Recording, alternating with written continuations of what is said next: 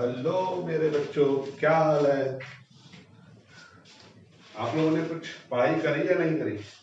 मुझे तो नहीं लगता कि आप लोगों ने पढ़ाई करी है। मुझे लग रहा है कि आजकल आप लोग जो है टिकटॉक देख रहे हो, है ना? मेरी उम्र भी जो है, मेरी उम्र के सारे डायनासोर भी मर चुके हैं। पता कि नहीं पता? वो शक्ल से ही मुझे पता चल जाता है कि आप लोग पढ़ाई कर रहे हो नहीं कर रहे। भैया पढ़ लो, नहीं तो इस साल लॉकडाउन हुआ है, अगले साल जो है फिर नीट में लॉकडाउन लग जाएगा, जी में। पढ़ लो, ठीक है बच्चों। चलो देखो बच्चों, लास्ट लेक्चर में मैंने क्या पढ़ाया था आपको याद होगा, परिसर वो तो याद नहीं है। तो याद होगा मैंने इलेक्ट्रोकेमिस्ट्री का जो है लॉ ऑफ इलेक्ट्रोलिसिस पढ़ाया था, है ना? याद है? जिसको हम लोग कहते थे फैराडे लॉ ऑफ इलेक्ट्रोलिसिस। वो किस पे अप्लाई होता था? इलेक्ट्रोलिसिस प्रोसेस पे। इलेक्ट्रोलिसिस प्रोसेस क्या था बच्चों? जब हम किसी भी इलेक्ट्रोलाइटिक से में बाहर से करंट क्या कर रहे थे, सप्लाई कर रहे थे, तो उसमें क्या होता था, जो आयंस होते थे बच्चों, वो आयंस इलेक्ट्रोड पे डिपॉजिट हो जाते थे। तो इसी बेसिस पे फैराडे नाम के साइंटिस्ट ने दो केस स्टडी जो है हमारे सामने दिया लॉ के फॉर्म में, जिसमें पहला लॉ क्या था याद है ना, कि अगर कोई एक इलेक्ट्रोलाइटिक सेल हो और उसमें बाहर से अगर हम करंट भेजें, तो वो जो आयंस होंगे रॉड पे क्या होंगे बच्चों? डिपॉजिट हो जाएंगे। सॉल्यूशन में जो आयंस मौजूद हैं वो इलेक्ट्रोड पे डिपॉजिट होंगे। तो उसके बारे में क्या कहा था उसने, कि जो weight of substance get deposited at the surface of electrode is directly proportional to क्या था बच्चों? चार्ज था। तो हमारा फॉर्मूला क्या गया था? W is directly proportional to Q। Q क्या मेरे बच्चों? चार्ज। तो हम लोग ने क्या लिखा था? W equal to ZQ। याद है ना? Z क्या था बच्चों? Chemical equivalent constant. और फिर हमने कहा था कि Q क्या होता है बच्चों? IT होता है। IT मतलब इंफॉर्मेशन टेक्नोलॉजी नहीं, है ना? IT मतलब I मतलब करंट, T मतलब टाइम। तो हमारा फॉर्मूला क्या आ गया था? W equal to ZIT। तो हमने कहा था Z को कैसे हम डिफाइन करते हैं? It is chemical equivalent constant. और ये किसके बराबर हो जाता है बच्चों? W के बराबर होता है कब? जब I 1 एम्पियर हो और टाइम कितना हो? 1 सेकंड हो। ठीक है बच्चों। और फिर मैंने कहा था कि Z वही है जो हम लोग पहले से जानते हैं, इक्विवेलेंट कांस्टेंट है। इक्विवेलेंट वेट हम निकालना जानते थे। तो इक्विवेलेंट वेट कैसे निकालते हैं बच्चों? एटॉमिक वेट अपन वैलेंसी। तो हमारा फॉर्मूला जो है इसमें थोड़ा सा बदलाव ये है कि एटॉमिक वेट अपन वैलेंसी इनटू फैराडे कांस्टेंट भी करना पड़ता है। फैराडे कांस्टेंट क्या था बच्चों? 96,500 था। वो 96,500 क्या है? 96,500 कूलम्स है। ठीक है बच्चों। और वो चार्ज किसके बराबर होता था याद है? एक मोल इलेक्ट्रॉन के चार्ज का। तो हमारा फॉर्मूला क्या आ गया था? W equal to A upon BFIT। याद आ गया? ठीक है बच्चों। ये मेरे को डबल मेहनत करना पड़ा, होने वाले में तो लोग रिवाइज करके बैठे नहीं होंगे। अब आइए दूसरा लॉ क्या था? एक से ज्यादा अगर इलेक्ट्रोलाइटिक सेल है और वो आपस में कौन से कनेक्शन में मेरे बच्चों? सीरीज कनेक्शन में। ठीक है जी, फिजिक्स वाला पार्ट। यानी कि उसमें आपस में सीरीज कनेक्शन का क्या मतलब होता है? कि जो भी करंट आप भेजोगे वो तीनों सेल में या दोनों सेल में या चार सेल जितना भी कनेक्ट करोगे उसमें सेम करंट जाएगा। तो फिर याद है उसमें क्या कह रहा था कि अगर एक से ज्यादा तरह का इलेक्ट्रोलाइटिक सेल है और उसमें बाहर से करंट भेजेंगे तो क्या होगा मेरे बच्चों? वेट ऑफ सब्सटेंस डिपॉजिटेड करेगा वो उसके इक्विवेलेंट वेट के बराबर होगा। ठीक है। मैंने पिछले लास्ट लेक्चर में बच्चों कुछ सवाल भी करवाए थे और मैंने कुछ सवाल दिए थे कि आप लोग इसको खुद से है ना सॉल्व करेंगे।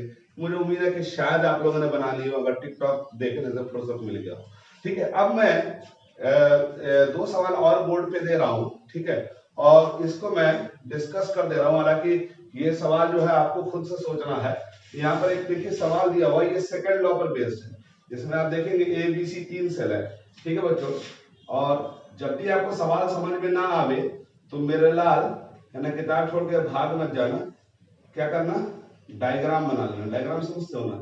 मतलब जो सवाल दिया हुआ है उसको डायग्राम से रिप्रेजेंट करोगे तो आपके माइंड में इमेजिनेशन आने लग जाएगा। और जब आप इमेजिन कर लोगे, बच्चों एक बार बता दूं कि सवाल मालूम है क्यों नहीं बनता है?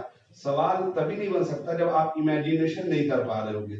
अगर आप इमेजिनेशन कर पा रहे हो तो फिर आप समझ जाओगे कि यहाँ पर हमको क्या करना है। लेकिन साथ में एक बात और भी है कि इमेजिनेशन अगर हो रहा है और फॉर्मूला नहीं याद है तो भी नहीं बनेगा सवाल। तो आपको इमेजिनेशन भी आनी चाहिए और फॉर्मूला भी याद रहना चाहिए। अब देखो बच्चों, ये 3 सेल है, A B, ठीक है ना, और ये C है। ठीक है बच्चों। और इसमें जो है ZnSO4 है, पहला वाला सेल ZnSO4 वाला है, तो ऑब्वियसली ये जिंक इलेक्ट्रोड होगा, है ना बच्चों। दूसरा वाला कौन सा है? कॉपर सल्फेट वाला है, तो डेफिनेटली इसमें कॉपर इलेक्ट्रोड होगा, है ना। और तीसरा वाला कौन सा है बच्चों? सिल्वर वाला इलेक्ट्रोड है ना, ठीक है। सॉरी, दूसरा वाला AD है बेटा, ठीक है। दूसरा वाला AD है, गलती हो गई, मिस्टेक हो गया। और ये मुस्तफा सर का डायलॉग, हमारा नहीं है। अब मुस्तफा सर ने जो सारा डायलॉग बोला वो सब हमारा चुराया हुआ, उन्होंने सब चुरा चुरा के बोला। अब देखो अगला कौन सा बच्चों, कॉपर सल्फेट है ना बच्चों। अब देखो तीनों का आपस में कौन सा कनेक्शन होती है, सीरीज कनेक्शन। सीरीज कनेक्शन का क्या मतलब बताओ, यानी जो करंट आप भेजोगे तीनों को सीरीज करंट जाएगा। तो अब देखो ये तो हमने डायग्राम बना लिया। अब क्या रहा कि इनको आपस में कनेक्टेड कर दिया सीरीज में, फिर एक करंट भेजा कितना 1.50 एम्पियर, समझ में आ रहा, ये करंट का अमाउंट हो गया, ठीक है। और तब तक करंट भेजा जब तक के 1.45 ग्राम सिल्वर डिपॉजिट नहीं कर दिया। अब सिल्वर कहां डिपॉजिट करेंगे, यहाँ पे, यानी ये 20 सेल का इंफॉर्मेशन, ठीक है बच्चों। तो कहता है कि how long did the current flow, कितना समय तक करंट फ्लो किया ये बताना आपको। इसमें सवाल में 3 पार्ट है बेसिकली, कितना देर है ना, कितना देर आपको बताना है कि ठीक है। तो बताना कि how long did the current flow, कितना समय तक करंट पास किया। दूसरा बताना है कि जिंक और कॉपर कितना कितना डिपॉजिट हुआ। तो अब देखो बच्चों, ये तो सीरीज कनेक्शन ही तो मालूम है। तो सीरीज कनेक्शन की खूबी क्या होती है याद है, जो करंट आप भेजोगे तीनों में सेम करंट जाएगा। तो इसका मतलब ये हुआ कि अगर हम बी वाले सेल से जिसमें सिल्वर डिपॉजिटेड दिया हुआ है, तो हम लोग इसमें से कुछ निकाल सकते हैं क्या। तो याद करो फॉर्मूला क्या था, W=A/VFIT। याद आ रहा नहीं आ रहा है ना, कल ही पढ़ा, उसी दिन पढ़ा हमने। अब देखो यहाँ पर W तो सिल्वर का दिया हुआ है, कितना दिया हुआ बच्चों 1.45, बोलो हाँ या ना। एटॉमिक वेट कितना होता है 108 होता है, ठीक है बच्चों। और वैलेंसी कितनी होती है सिल्वर की 1 होती है। फैराडे कांस्टेंट कितना होता है 96,500 होता है। मेरे ना इधर नजर दियो, कोई पागल वाला तो नहीं है ना, जो दूसरे तरफ पढ़ा रहा है इधर भी। और आई कितना है, आई कितना है बच्चों 1.5, ठीक है जी। और टाइम देखो यहां से निकल सकता है। अब देखो टाइम अगर निकल जाएगा तो क्या होगा, दिमाग लगाओ। अगर टाइम निकल गया हमारा तो डेफिनेटली हमको क्या निकल जाएगा, चार्ज निकल जाएगा, ठीक है, समझ में आ रही बात। तो अब यहां से टाइम निकाल लिया, तो जहां तक मुझे याद है कि 1200 कुछ सेकंड आता है, ठीक है, मैं सॉल्व करके देख लेंगे। अब ये तो इस वाले केस में तो कह रहा था, इसमें पहला पार्ट हो गया how long did the current flow, कितना देर तक करंट पास किया तो टाइम निकल गया, यही सवाल था। सवाल का दूसरा हिस्सा क्या करा कि जितना करंट हमने पास किया था तो उस दौरान जिंक और कॉपर कितना जमा हुआ था, ठीक है बच्चों। तो हम इसको कैसे देखेंगे, अगेन W इक्वल टू क्या लगा देंगे A/VFIT लगा देंगे बच्चों, बोलो। अब W जिंक के लिए हमको निकालना है, जिंक का एटॉमिक वेट कितना होता है बोलो 65.3, वैलेंसी कितना होता है 2 होता है, फैराडे कांस्टेंट कितना होता है 96,500। और IT तो तुमने यहां से निकाल लिया ना, क्योंकि सेम चार्ज होगा नहीं, आई तो 1.50 है और टाइम यहां से निकाल दे तो यहां पुट कर दोगे तो कितना आ जाएगा 1.50, यही ना करंट, और टाइम तुम यहां से निकाल के रख देना, ठीक है। तो W यहां से निकल जाएगा। ठीक उसी तरह कॉपर वाले केस में भी कर सकते हैं, ठीक है बच्चों, बात समझ में आ गई, क्लियर है। तो अब मैं आपको एक बात और बता दूं, इसका एक और तरीका भी हो सकता है।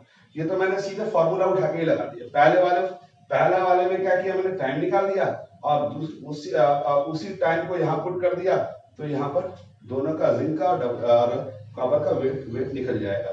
लेकिन इसका एक और तरीका होगा, अगर हमको मालूम है Q इक्वल टू क्या होता है IT होता है, बोलो। अब Q I कितना है 1.50 और टाइम कितना था 1263 सेकंड होता है। मैं अप्रॉक्स बोल रहा हूँ, मुझे याद नहीं है बच्चों, एग्जैक्ट तो मुझे याद नहीं है, जस्ट आइडिया दे रहा हूँ। तो अब देखो जैसे चार्ज निकल जाएगा, चार्ज निकल जाएगा। अब जो चार्ज निकलेगा, तो मैं एनसीईआरटी का तरीका सिखा रहा हूँ, ये फॉर्मूला ध्यान से उड़ाने का है। एनसीईआरटी का तरीके से आप देखोगे तो एनसीईआरटी में दूसरा तरीके से बनाया होगा, ठीक है, यूनिटरी मेथड से बनाता हूँ। अब वो कैसे होगा, तो मान लो कि ये कैलकुलेशन होकर के x आ गया, मान लो, अभी हम कैलकुलेट नहीं करते हैं आंसर कितना नहीं मालूम मुझे, तो x चार्ज आ गया। तो अब यही चार्ज तो जिंक वाले में भी जाएगा और यही चार्ज तो कॉपर वाले में भी जाएगा, सीरीज कनेक्शन है। तो फिर क्या करें, दिमाग लगा के देखो, 2 इंटू 96,500 कूलम चार्ज जिंक का 65.3 ग्राम डिपॉजिट करेगा कि नहीं करेगा, करेगा, क्योंकि जिंक का 2 क्यों लिया, क्योंकि 2 बैलेंस ही है। अगर सिल्वर होता तो क्या करते मेरे बच्चों 1 इंटू 96,000, तो वो उसके एटॉमिक वेट के बराबर हो जाता। तो जो x निकालोगे x यहाँ रख दोगे, तो x यहाँ जब रख दोगे तो मेरे बच्चों ऐसे भी निकल जाएगा ना, बोलो हाँ या ना, बोलो हाँ या ना। तो यहाँ पर क्या निकल जाएगा, यहाँ पर क्या निकल जाएगा, यहाँ पर आपका इतना चार्ज से इतना ग्राम, तो इतना चार्ज से कितना ग्राम निकलेगा पता चल जाएगा। ठीक है बच्चों। उसी तरह से कॉपर में लेने के लिए क्या करेंगे सोचो, 2 इंटू 96,500 इंटू गिव्स 63.5 ग्राम। तो उसी तरह x जो यहाँ पर चार्ज निकला, x यहाँ लगा देना। ठीक है बच्चों, बात समझ में आ गई।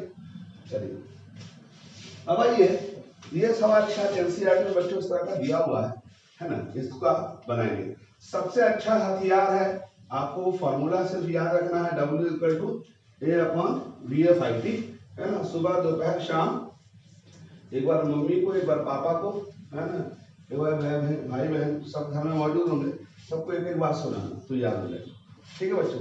अब यहाँ पर एक और सवाल है, मैं इसको बना नहीं रहा हूँ, जस्ट आपको हिंट दे दे रहा हूँ, क्योंकि देखो यहाँ पर कह रहा है how many moles of electron required to reduce 1 mole of MnO4 minus to Mn2 plus. ठीक है जी, MnO4 माइनस से Mn2 प्लस बदलने में, ध्यान से देखो, MnO4 माइनस से किसे बदलने में, Mn2 प्लस बदलने में बताओ कितना मोल्स ऑफ इलेक्ट्रॉन चाहिए। ठीक है बच्चों। तो हम कैसे सोचेंगे, या तो कुछ दिया हुआ है ही नहीं, तो अब दिमाग लगा कर देखो, यहाँ पर जब भी ऐसा दे देना कि एक ही एलिमेंट का, है ना, एक रिएक्टेंट फॉर्म दे दे, प्रोडक्ट फॉर्म में दे दे, तो उसमें सेंट्रल आटम का ऑक्सीडेशन नंबर निकाल लो। ठीक है, इसका ऑक्सीडेशन नंबर निकालो, कैसे निकालते हैं भाई बोलो, x जिसका निकालना हो तो उसको x मान लेते हैं, प्लस ऑक्सीजन का कितना होता है भाई, -2 होता है ना, और इंटू 4 बराबर -1, तो कितना हो जाएगा, प्लस से 1 हो जाएगा। और ये कितना है, अगर चार्ज है तो सिर्फ चार्ज वही ऑक्सीडेशन ही स्टेट होता है। तो देखो कितना डिफरेंस आ रहा, 5 का डिफरेंस, 5 का डिफरेंस आ रहा, नहीं आ रहा। इसका मतलब दिमाग लगाओ, इसकी एक मॉलिक्यूल को इसके एक एटम में बदलने के लिए 5 इलेक्ट्रॉन की जरूरत है। बोलो बोलो, नहीं दिख रहा, इसके एक मॉलिक्यूल को इसमें बदलने के लिए 5 इलेक्ट्रॉन की जरूरत है, एक मॉलिक्यूल को। तो बताओ एक मोल है अगर, इसका मतलब क्या होगा, 5 इंटू, बोलो कितना हो जाएगा, 6.022 इंटू 10⁻23 करना पड़ेगा, नहीं करना पड़ेगा। एक मॉलिक्यूल को इसमें बदलने के लिए 5 इलेक्ट्रॉन की जरूरत है, तो बताओ एक मोल के लिए, तो इसका मतलब आप 5 से गुना कर दो, इलेक्ट्रॉन निकल जाएगा। अगर बोलता चार्ज निकालो तो फिर क्या होता, बताओ क्या होता, आपको याद होगा इतने इलेक्ट्रॉन का चार्ज कितना होता, 96,500 कूलम, तो 500 गुना कर देते टोटल चार्ज निकल जाता, जैसा कि यहाँ पर दिया होगा। अगला सवाल और ये अगला सवाल, इसको आपको खुद से बनाना, ये मैं हिंट दे दिया है। ठीक है, ऐसे निकाल सकते हैं। ठीक है बच्चों। चलिए अब आपको करना क्या है मेरे बच्चों, कि जब आप एनसीईआरटी का सारा सवाल सॉल्व कर लो, तो क्या करना है, उसका टिकटॉक नहीं बनाना है, उसका क्या करना है, जीडी का क्वेश्चन बैंक निकाल लो और नीट का क्वेश्चन बैंक निकाल लो। बोलो सर लॉकडाउन में कुछ भी नहीं है, तो बहाना नहीं चलेगा, आपके पास बुक नहीं है तो आप नेट से नीट का जेईई का क्वेश्चन पेपर डाउनलोड कर सकते हैं। ठीक है, और वैसे भी आजकल सब कुछ नेट पे अवेलेबल है। चलिए तो अब हम लोग आगे बढ़ते हैं, है ना। अब हम लोग एक नया बात शुरू करते हैं, metallic and electrolytic conductor, metallic and electrolytic conductor. ठीक है बच्चों। देखो बच्चों, आप जब भी जिंदगी में, आम जिंदगी में अगर देखेंगे तो करंट फ्लो करने का दो जरिया होता है, या तो मेटल वायर ले लेंगे तो करंट फ्लो करने लगेगा, है ना, या फिर कोई सॉल्यूशन ले लें उसमें आयंस होगा तो करंट फ्लो करने लगेगा। ठीक है बच्चों। तो दो तरह का कंडक्टर होता है, एक तो मेटेलिक कंडक्टर होता है, एक इलेक्ट्रोलाइटिक कंडक्टर होता है। हमारे बॉडी में कौन सा कंडक्टिविटी होती है, जरा सोच के देखो। अगर हमको है ना करंट में झटका लग जाए तो कौन सा कंडक्टर लगेगा, वो इलेक्ट्रोलाइटिक कंडक्टिविटी होगी। क्यों, क्योंकि हमारे बॉडी में ब्लड है, और ब्लड में क्या है मेरे लाल, आयंस है। बोलो आयंस कहाँ से, तो नमक खाते हैं अभी, है, फ्रूट्स खाते हैं, डिफरेंट डिफरेंट मिनरल्स खाते हैं, तो वो इलेक्ट्रोलाइटिक कंडक्टिविटी। ठीक है बच्चों। तो दो तरह का कंडक्टर होता है, तो आइए हम लोग डिस्कस करते हैं पहले मेटेलिक कंडक्टर क्या होता है। ठीक है, मेटेलिक कंडक्टर ऐसा कंडक्टर जिसमें करंट फ्लो करता है due to flow of electron. ठीक है, current will be flow due to free electrons, due to free electrons. ठीक है, इसके अंदर मेटल के अंदर जो कंडक्टिविटी होती है ड्यू टू फ्री इलेक्ट्रॉन्स की वजह से होती है। ठीक है बच्चों, और क्योंकि हम लोग इलेक्ट्रोकेमिस्ट्री पढ़ रहे हैं तो हम लोग को जो इंटरेस्ट है बेसिकली इलेक्ट्रोलाइटिक कंडक्टर के लिए। ठीक है जी, तो इलेक्ट्रोलाइटिक कंडक्टर क्या होता है?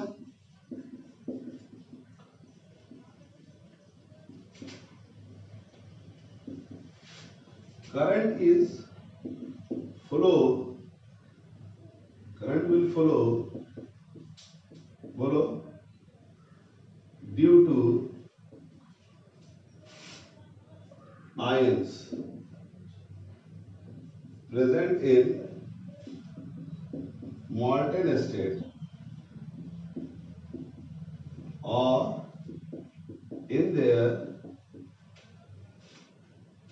solution state। ठीक है जी बच्चों, यानी मेटल के अंदर कंडक्टिविटी होती है ड्यू टू फ्री इलेक्ट्रॉन्स की वजह से, और इलेक्ट्रोलाइट के अंदर जो कंडक्टिविटी होती है ड्यू टू फ्री आयंस की वजह से। और इलेक्ट्रोलाइट के अंदर जो कंडक्टिविटी अगर होगी भी तो वो उसका सॉलिड स्टेट में नहीं हो सकती, क्योंकि सॉलिड स्टेट में क्या होता है, आयंस आपस में पैक्डली है ना अरेंज होते हैं, वो मूव नहीं कर सकते, उनका मूवमेंट नहीं होता। तो या तो वो मॉल्टेन स्टेट में होंगे तो उनका आयंस आसानी से मूव कर सकता होगा, या फिर सॉल्यूशन स्टेट में होंगे तो उसका आयंस क्या होगा, फ्री होगा, तो करंट को मूव करा सकता है, एज ए चार्ज कैरियर की तरह एक्ट करता है। ठीक है बच्चों, अब आइए हम लोग देखेंगे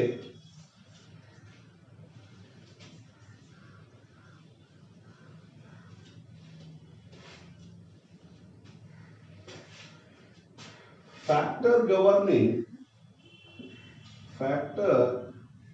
गवर्निंग इलेक्ट्रोलाइटिक कंडक्टिविटी।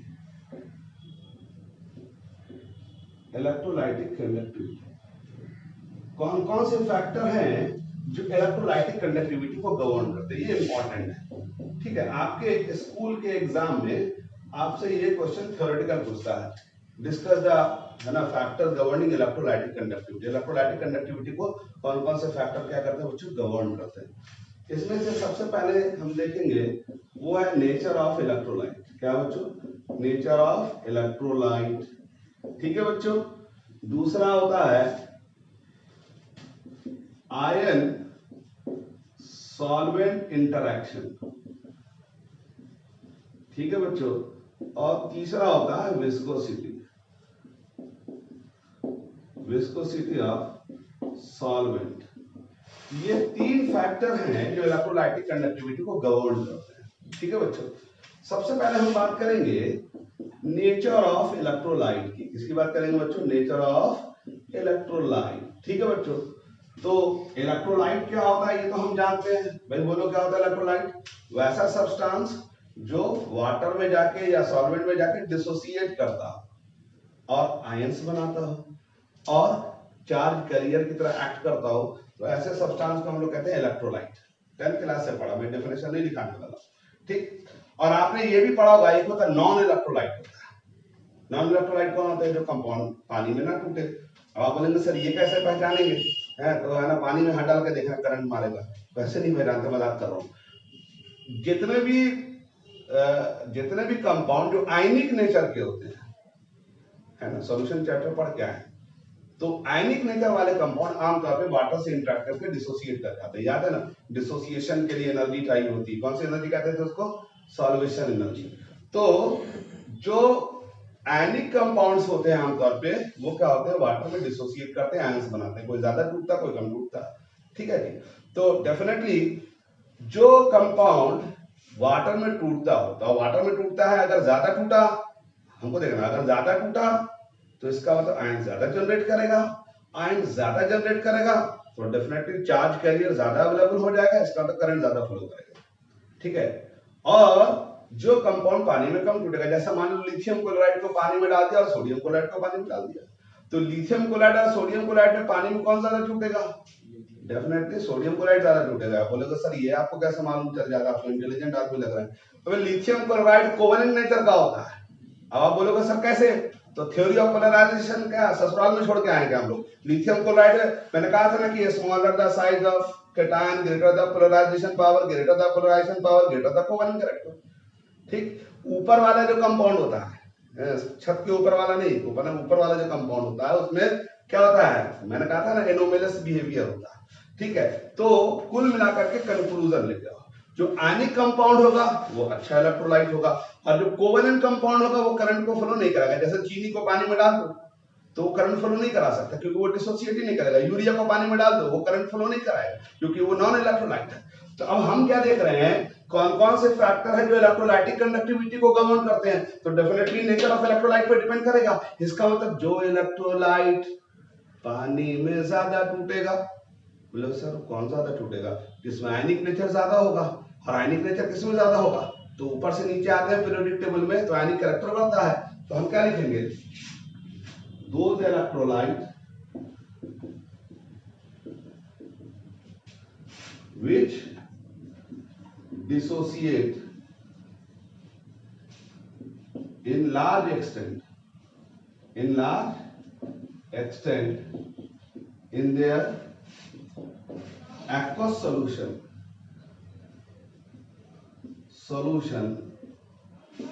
will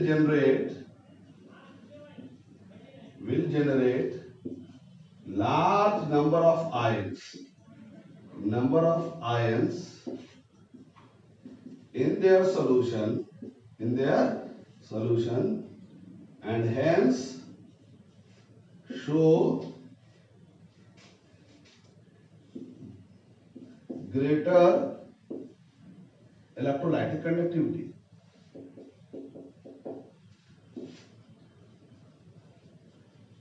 ठीक है, और वाइस वर्सा। अब बोलो सर ये वाइस वर्सा क्या, इसका तो उल्टा हो गया, जो कंपाउंड वाटर में कम टूटेगा उसका आयन बनाएगा तो कंडक्टिविटी से कम होगी। ठीक है जी, तो जो ज्यादा आयनिक होगा वो ज्यादा कंडक्टिविटी शो करेगा। ठीक है, तो इस बात को नोट कर लेंगे। Generally ionic compound will act like a electrolyte। ठीक है जी बच्चों, और कोवेलेंट कंपाउंड इलेक्ट्रोलाइट्स की तरह काम नहीं करेगा। ठीक है जी, जैसे आपको याद होगा मैंने आपको पढ़ाया था सॉल्यूशन चैप्टर में, वांट ऑफ फैक्टर याद है ना, NaCl ले रहे थे, KCl ले रहे थे, MgCl2 ले रहे थे, है ना, और यूरिया में डिसोसिएशन नहीं हो रहा था, ग्लूकोज में डिसोसिएशन नहीं हो रहा था। ठीक है बच्चों, तो पता ये चला कि जो इलेक्ट्रोलाइट ज्यादा स्ट्रॉन्ग होते हैं, अब स्ट्रॉन्ग होने का मतलब क्या, जिसका अल्फा 1 के करीब हो। अल्फा समझते हैं, अल्फा को कहते हैं डिग्री ऑफ डिसोसिएशन। ठीक है, अब इस बात को भी नोट कर लो क्योंकि महान लोग हो तुम लोग। और strong electrolyte alpha is equal to 1, यानी अल्फा 1 के करीब होगा। 1 का मतलब अगर 100% 1 हो जाए तो इसका मतलब स्ट्रॉन्ग है, अगर जितना 1 से नीचे चला जाएगा इसका मतलब वो क्या है, उतना वीक इलेक्ट्रोलाइट। ठीक है बच्चों, ये अल्फा डिग्री ऑफ डिसोसिएशन है। ठीक है, और ये अल्फा क्या है बच्चों, डिग्री ऑफ डिसोसिएशन। मोरेलाल हर बात में इसलिए लिख दे रहा हूं क्योंकि जब आपका मन करेगा जिस दिन पढ़ने का, वैसे तो करता नहीं है मन आप लोग का, लेकिन अगर मन करेगा तो अपन से अल्फा का था सर, तो अल्फा डिग्री ऑफ डिसोसिएशन था सर।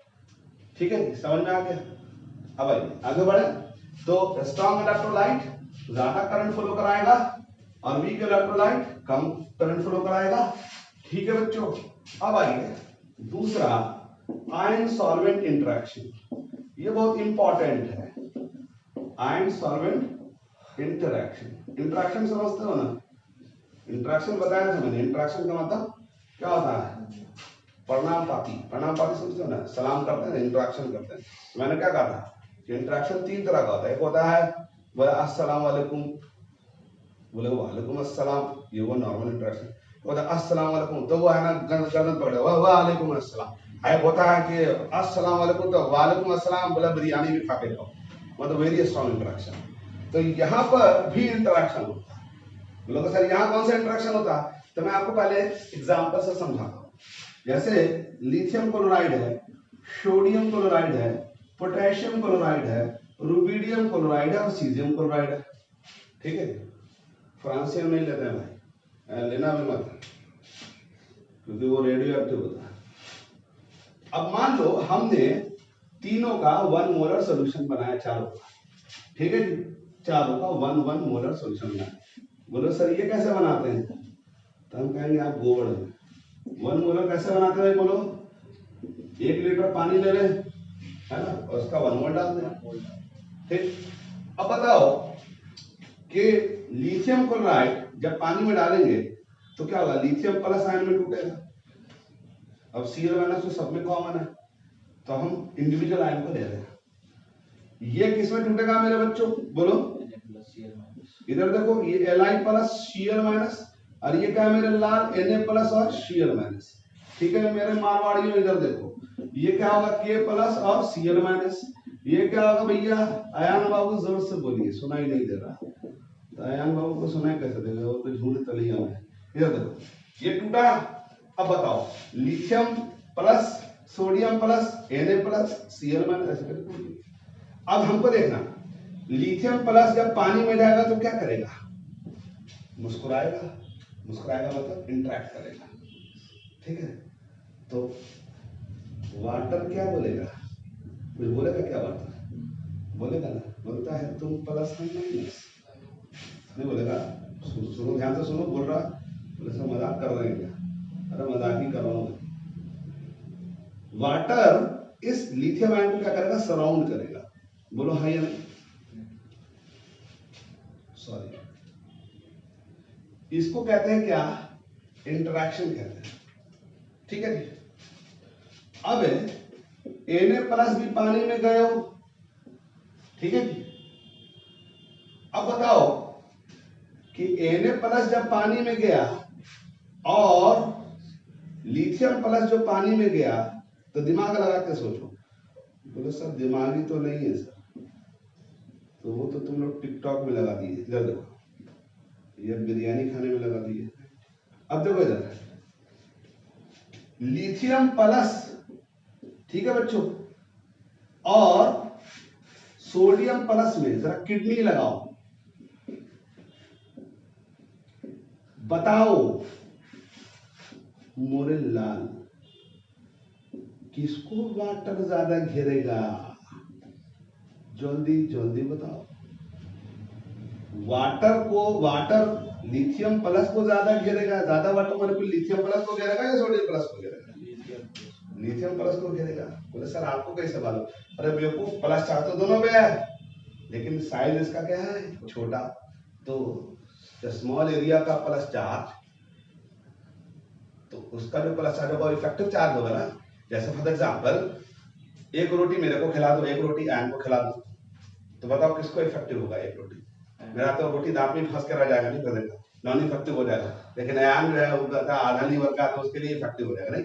तो दिमाग इसी तरह से सोचो, इसका प्लस है तो स्मॉल एरिया पे है, बोले सर ये कैसे मालूम, अरे मेरे लाल अल्कली मेटल में चल रहे हैं, लीना की रब से फरियाद चल रही है, तो डाउन द ग्रुप आते हैं तो साइज बढ़ता है, तो लिथियम प्लस जो है वो ज्यादा वाटर मॉलिक्यूल से घेरेगा क्योंकि स्मॉल एरिया पे प्लस चार्ज है, और Na प्लस का प्लस चार्ज लार्ज एरिया पे है, तो डेफिनेटली इसका प्लस चार्ज उतना इफेक्टिव प्लस चार्ज नहीं है, यानी वाटर को उतना नहीं खींच पाएगा। आप जरा किडनी लगाओ, K प्लस को वाटर ज्यादा घेरोगो साई कि Na प्लस को घेरोगो, बोलोगे सर डेफिनेटली सर, वाटर जो है वो ज्यादा दोस्ती सबसे ज्यादा किससे करेगा, लिथियम प्लस से करेगा। उसके बाद सीजियम प्लस से कम दोस्ती होगी, क्यों, क्योंकि साइज तो बढ़ रहा है, अभी साइज बढ़ेगा तो चार्ज की डेंसिटी क्या होगी, पर यूनिट वॉल्यूम में घट जाएगी, इसका तो इसका प्लस चार्ज उतना इफेक्टिव प्लस चार्ज नहीं, ये कैसा है, लार्ज सरफेस एरिया, एक वाटर मॉलिक्यूल, समझ आ रहा है, और ये हमारे आयन बाबू है, स्मॉल एरिया, ठीक है, ज्यादा वाटर मॉलिक्यूल। अब बताओ सबसे ज्यादा इंटरेक्शन किसका हुआ, लिथियम प्लस का, समझ में आ रही बात, जितना ज्यादा इंटरेक्शन होगा मित्रों, ये मोदी जी का डायलॉग है, हमारा नहीं चुराया हुआ है। आजकल मोदी जी भी डायलॉग आज बीच बीच में बोलते रहते हैं। तो जरा सोचो, बच्चे हंस रहे हैं, मैंने सर बिहार के बच्चे हंस ही रहे होंगे, ठीक है, आमतौर पे है ना, हमारे क्लास में हंसी मस्ती मारते रहते हैं। जितना ज्यादा वाटर मॉलिक्यूल घेरेगा लिथियम आयन उतना बल्की हो जाएगा, तगड़ा हो जाएगा। तगड़ा समझते ना, मोटा भारी। अब जरा सोचो कि अगर हम अरशद भाई को पानी में फेंक दें, ठीक, बोले सर ये कौन है, तो यहाँ के स्टूडेंट है, हाँ अयान भाई को पानी में फेंक दें, ठीक, वो आधे लीवर के, आप कैंसर भी पानी में चले जाए, तो बताओ कि सबसे आसानी से कौन तैरेगा, जिसका सरफेस एरिया कितना कम होगा। सबसे कम हमारे क्या है, आयन भाई आधा लीवर के हैं, ये एक लीवर का, हम 2 लीवर के आदमी। तो greater surface area, greater water interaction, greater water interaction, उतना मूवमेंट मुश्किल होगा, ठीक है जी। तो इसलिए आप देखोगे कि मछली का जो साइज होता है, वो शेप जो होता है उस तरह से होता है कि सरफेस एरिया उसका कम से कम, उस शेप में सरफेस एरिया उसका कम होता है, जिसकी वजह से आसानी से मूव करता है। अब वापस आते हैं, मछली अभी नहीं पकड़ना। अब हमको देखो, अगर मान लो एम बाबू को पानी में फेंक दिया तो ये अपना तैरने लगेंगे, धाए धाए धाए धाए धाए इस पार से उस पार। लेकिन जैसे ही है ना एम बाबू को फेंका और 5 बच्चे और कूद गए और सबने टांग हाथ पकड़ लिया एम बाबू का, अब तैरो, तो क्या होगा। अब बताओ किस हालत में, किस हालत में, जब एम बाबू फ्री थे तब मूवमेंट आसान था, या उनको 5 आदमी पकड़ लिया तब मूवमेंट आसान था। डेफिनेटली 5 आदमी पकड़ लिया तो मूवमेंट मुश्किल हो जाएगा क्योंकि भारी हो गए। यही कहानी यहां पर भी है, जितना ज्यादा वाटर से इंटरेक्शन होगा उतना ज्यादा आयन का मूवमेंट स्लो डाउन हो जाएगा। अब इसको जरा बात को समझो, क्या बोलना चाह रहा हूं। ये तो मैंने मजाक में सारी बात समझा दी। ये और ये दोनों, लिथियम क्लोराइड को तो छोड़ दो, ये वीक इलेक्ट्रोलाइट में आता है क्योंकि ये कोवेलेंट है। सोडियम क्लोराइड और पोटेशियम क्लोराइड, हमको देखना ये दोनों स्ट्रॉन्ग इलेक्ट्रोलाइट है, दोनों का अल्फा 1 है मित्रों।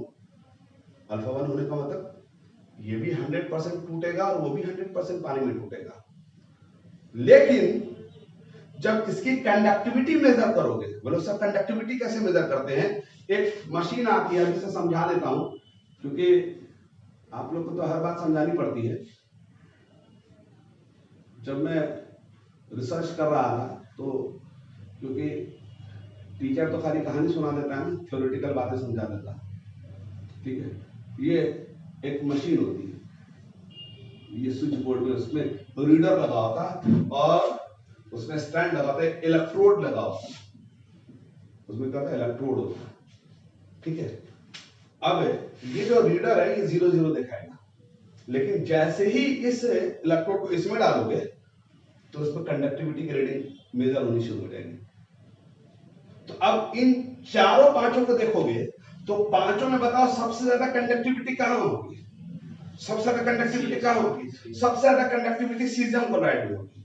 क्यों, क्योंकि इसका आयंस इसको सबसे कम घेर रहा है, तो जितना कम आयन घेरेगा उतना तैरने में बहुत मजा आएगा, यानी मूवमेंट आसान होगा, ठीक है जी। और जितना ज्यादा आयन घेरेगा उसका मूवमेंट क्या रहेगा, उतना मुश्किल हो जाएगा। तो इन पांचों में सबसे ज्यादा कंडक्टिविटी की रीडिंग किसमें दिखाएगा बच्चों, सीजियम क्लोराइड में, ठीक। अब मैं बताना कहता हूं, बात को समझो, मैं सारी बात को सम अप कर दूंगा। ये दोनों, पहले इस दोनों पे नजर डालो, दोनों स्ट्रॉन्ग इलेक्ट्रोलाइट है, दोनों का अल्फा 1 है, दोनों 100% टूटेगा। इसका 1 मोल डालो पानी में 1 लीटर में, ये भी 100% टूट जाएगा और वो भी 100% टूट जाएगा। तो दोनों का आयंस का नंबर तो सेम है, लेकिन मेरे लाल जैसे ही उसको कंडक्टिविटी उसका मेजर करेंगे कंडक्टोमीटर से, तो देखेंगे कि आयंस का नंबर बराबर होने के बावजूद, क्योंकि मैंने आपको बताया था जितना ज्यादा आयंस होगा कंडक्टिविटी उतनी ज्यादा होगी, तो दोनों का आयंस का नंबर तो सेम है, तो दोनों की कंडक्टिविटी सेम होनी चाहिए। लेकिन मित्रों ऐसा नहीं होगा, दोनों में आयंस का नंबर सेम, लेकिन कंडक्टोमीटर में कंडक्टिविटी की रीडिंग मोरेलाल अलग अलग दिखाएगा। बात समझ में आ रही है, कंडक्टिविटी की रीडिंग अलग अलग क्यों दिखाएगा, क्योंकि दोनों के अंदर वाटर का इंटरेक्शन अलग अलग लेवल का है, इसमें ज्यादा वाटर इंटरेक्ट किया है, इसमें कम वाटर इंटरेक्ट किया है, तो इसका मतलब ज्यादा आयंस फ्री मूवमेंट किसमें करेगा, इसमें करेगा। इसका मतलब कि पता ये चला कि स्ट्रॉन्ग इलेक्ट्रोलाइट होने के बावजूद भी ये जरूरी नहीं है कि कंडक्टिविटी ज्यादा बहुत हाई हो जाए। अगर स्ट्रॉन्ग इलेक्ट्रोलाइट है मेरे बच्चों और कंडक्टिविटी कम आ रही है, तो समझ लेना कि उसका वाटर से या सॉल्वेंट से इंटरेक्शन उतना ज्यादा है, समझ आइए। और यही वजह है बच्चों कि जब इंटरेक्शन वाटर से ज्यादा होगा तो आयंस का मूवमेंट उतना क्या होगा, स्लो डाउन हो जाएगा।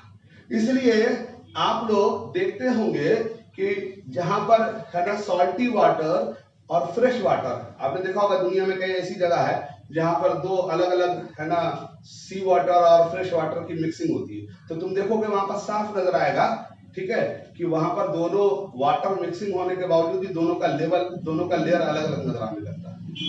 कितनी लगाओ, क्यों ऐसा होता है?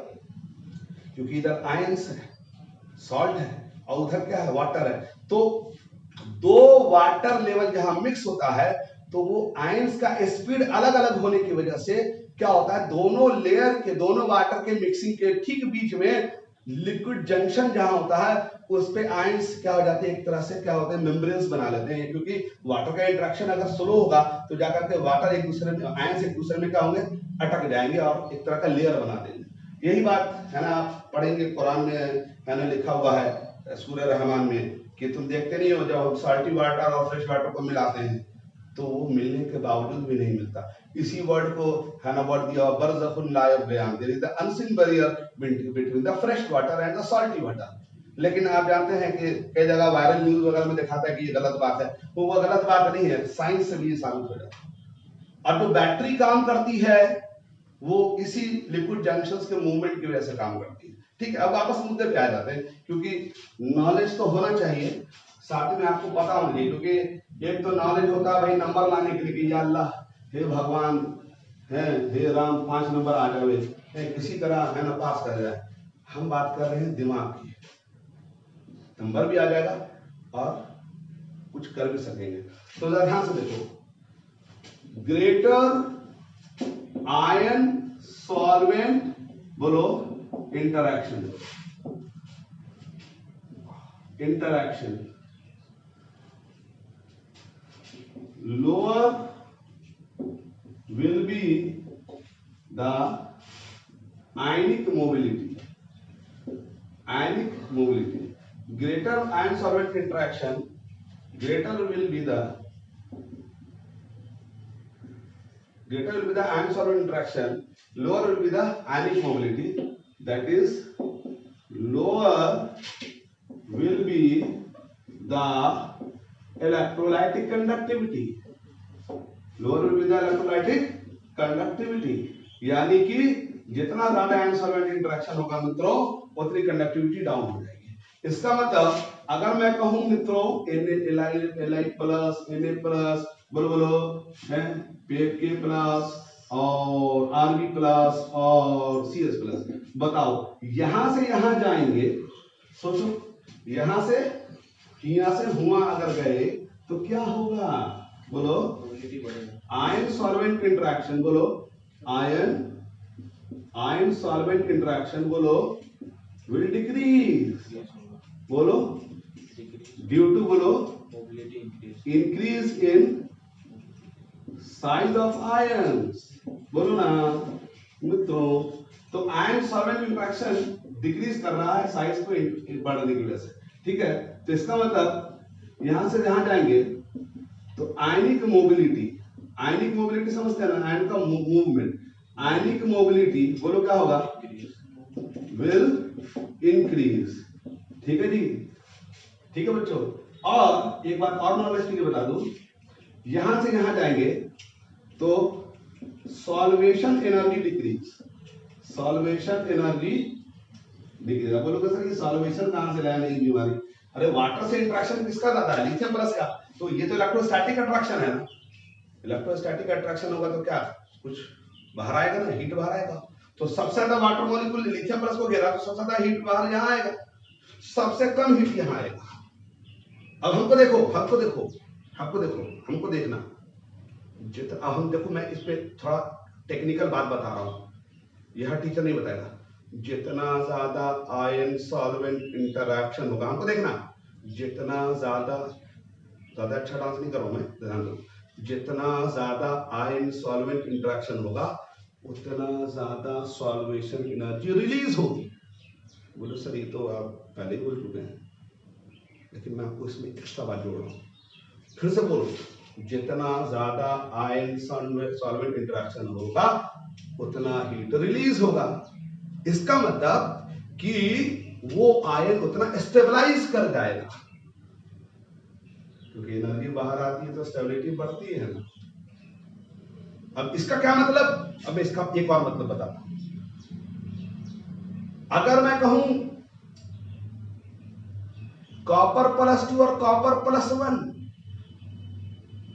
हमको देखना कॉपर +2 कॉपर +1, हमने पढ़ा है ना कि कॉपर +2 को ज्यादा क्या करता है, पसंद करता है। क्यों पसंद करता है? इसलिए पसंद करता है क्योंकि कॉपर +2 का जो वाटर से इंटरेक्शन है वो इतना हाइड्रेशन यानी सॉल्वेशन एनर्जी निकालता है कि उसको ज्यादा स्टेबिलिटी मिलती है।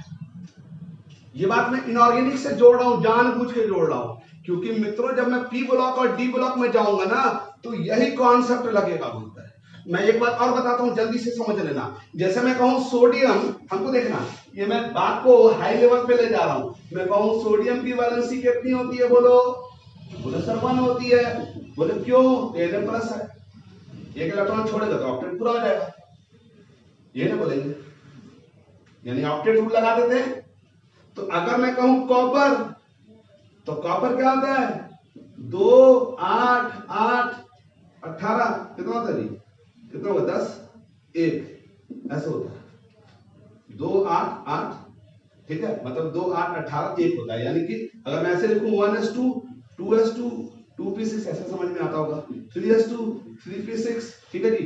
देखो इधर, और 4s, सॉरी तुम लोग भी गोबर हो, 3d10 4s1, देखो 1s 2 8, अब देखो ना 18 नहीं दिख रहा भाई, और 4s1। अब बताओ ऑक्टेट रूल के हिसाब से क्या है, ये एक इलेक्ट्रॉन छोड़ेगा, तो फिर हम क्या बोलते हैं कि जितना वैलेंसी जब भी शो करता है एलिमेंट, तो वो ऑक्टेट या डुएट रूल या 18 इलेक्ट्रॉन रूल को फॉलो करने के लिए करता है, बोलते हैं ना यही बात। तो उस लिहाज से सोडियम 1+1 में जाता है। लेकिन अगर कॉपर को देखो, ये क्या है बच्चों, 4s1, देखो ध्यान से, तो 4s1 है, इसका मतलब इसको एक ही इलेक्ट्रॉन छोड़ना चाहिए, क्योंकि अगर एक इलेक्ट्रॉन छोड़ेगा तो देखो कितना आ रहा है वैलेंस इलेक्ट्रॉन, गिनो 2 8 10 18, यानी ये इनर्ट गैस आर्गन के बराबर हो जाना चाहिए। लेकिन कॉपर क्या कहता है मित्रों, बोलता है हम तो +2 बनाऊंगा। आपको समझ लो क्या बोल रहा हूं। तो अब इसका जवाब कैसे देते हैं, मैं आपको ये बता रहा हूं, इसका जवाब यहीं से लाके दे देते हैं। ये मैं हिंट दे रहा हूं, मैं पी ब्लॉक डी ब्लॉक में डिटेल में समझा दूंगा बात को।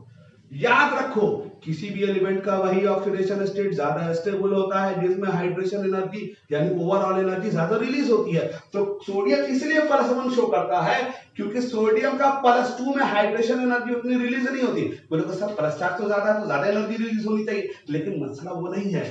हाइड्रेशन एनर्जी रिलीज तब होगी ना जब वो 2 इलेक्ट्रॉन निकालेगा, और 2 इलेक्ट्रॉन तब ना निकालेगा जब एनर्जी लगेगी। तो उसका जो एनर्जी लगता है वो एनर्जी इतनी ज्यादा होती है कि वो इलेक्ट्रॉन निकालने को पहले ही मना कर देता है, मैं नहीं निकालूंगा, निकलेगा तब ना Na2+ में जाएगा। इसका मतलब ओवरऑल एनर्जी सोडियम की +1 में ज्यादा निगेटिव है।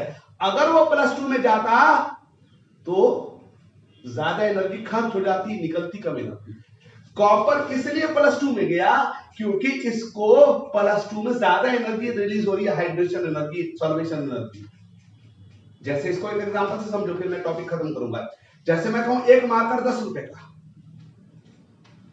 2 मार्कर 18 रुपए का, 3 मार्कर 25 रुपए का।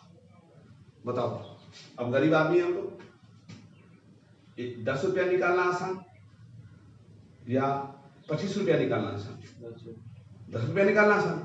लेकिन ऑफर क्या है, 3 मार्कर लोगे तो 25 में दे देंगे, वैसे तो 30 रुपए में मिलता है 10-10 के हिसाब से, तो 5 रुपए का ऑफर चल रहा हो भाई साहब। तो बताओ कि कौन सा तुम है ना ज्यादा पसंद करोगे, जिसमें ज्यादा फायदा हो? तुम कहीं से जुगाड़ करोगे ना 25 रुपया। क्यों? क्योंकि वहां ज्यादा फायदा हो रहा था। यही कॉन्सेप्ट यहां पर भी लगा दो हर एलिमेंट पे। दुनिया का कोई भी एलिमेंट अगर कह दे कि ये वाला नहीं, वो वाला ऑक्सीडेशन स्टेट शो कर रहा है, तो समझ लेना कि उस वाले ऑक्सीडेशन स्टेट में उसका एनर्जी, हाइड्रेशन एनर्जी ज्यादा सपोर्ट दे रहा है और आईपी उसको कम लग रहा है। और आईपी अगर ज्यादा लग भी रहा होगा तो ओवरऑल एनर्जी क्या है, ज्यादा निगेटिव है। जैसे एक और एग्जांपल दे देता हूं, ये बात मैं यहां डिस्कस नहीं कर रहा हूं, ये बात इसलिए डिस्कस कर रहा हूं क्योंकि इसी से रिलेट वहां होगा। याद रखो, जैसे प्लैटिनम +2 और +4, प्लैटिनम +4 को पसंद करता है। तो बताओ कि 2 इलेक्ट्रॉन निकालना आसान है कि 4 इलेक्ट्रॉन निकालना आसान है? निकालना तो 2 इलेक्ट्रॉन आसान है, लेकिन प्लैटिनम +4 को मालूम क्यों शो करता है? क्योंकि 4 इलेक्ट्रॉन निकालने में जो एनर्जी खर्च हो रही है और वहां जो वाटर से इंटरेक्शन में जो एनर्जी रिलीज हो रही है, वो एनर्जी जो वाटर से इंटरेक्शन में रिलीज हो रही है वो इतनी ज्यादा हो रही है, इतनी ज्यादा हो रही है कि वो जो 4 इलेक्ट्रॉन निकालने में जो दुख दर्द हुआ था सबको ओवरटेक कर गया। जैसे अगर किसी बिजनेस में 1 लाख रुपया लगता तो बहुत मुश्किल होता ना, किसी बिजनेस में 10 रुपया लगे तो बहुत आसान होता। 1 लाख वाला मुश्किल बिजनेस है, 10 वाला आसान बिजनेस है, तो बताओ कौन है ना लेना पसंद करोगे? डेफिनेटली 10 वाला। लेकिन अगर 1 लाख वाला लोगे तो 10 लाख का फायदा होगा, और 10 वाला लोगे तो 20 का फायदा होगा। बताओ रिस्क ज्यादा तो पैसा भी तो ज्यादा एडवांटेज में मिलता है। ये वही कॉन्सेप्ट है, ये हाइड्रेशन एनर्जी से रिलेट कर देते हैं। ये बात आपको याद रखिएगा। फिलहाल इतनी जरूरत नहीं। फिलहाल मैंने आपको बताया कि आयन सॉल्वेंट इंटरेक्शन ज्यादा हो तो आयनिक मोबिलिटी क्या हो जाएगी बच्चों? कम हो जाएगी। ठीक है, बात समझे? अब एक लास्ट बार बता करके मैं इस लेक्चर को ओवर करता हूं, और वो क्या है? Viscosity of solvent. क्या मेरे बच्चों? Viscosity of solvent. और विस्कोसिटी क्या होता है तो मालूम होगा? बोलो सब कुछ नहीं मालूम हमको। बड़ा विस्कोसिटी जिसको आप लोग बोलते हैं लिक्विड फ्रिक्शन है, तो विस्कोसिटी अगर ज्यादा है तो डेफिनेटली आयंस का मूवमेंट का हो जाएगा स्लो डाउन हो जाएगा। ठीक है, क्योंकि जितना ज्यादा विस्कस होगा यानी वाटर मॉलिक्यूल उतना, या वो लिक्विड का जो मॉलिक्यूल उतना ज्यादा डेंस होगा, यानी पर यूनिट वॉल्यूम में मॉलिक्यूल ज्यादा होंगे, तो मूवमेंट में क्या होगा? फ्रीनेस नहीं होगा। तो हम क्या लिखेंगे कि greater the viscosity of solvent, viscosity of solvent lower will be the electrolytic conductivity due to greater interaction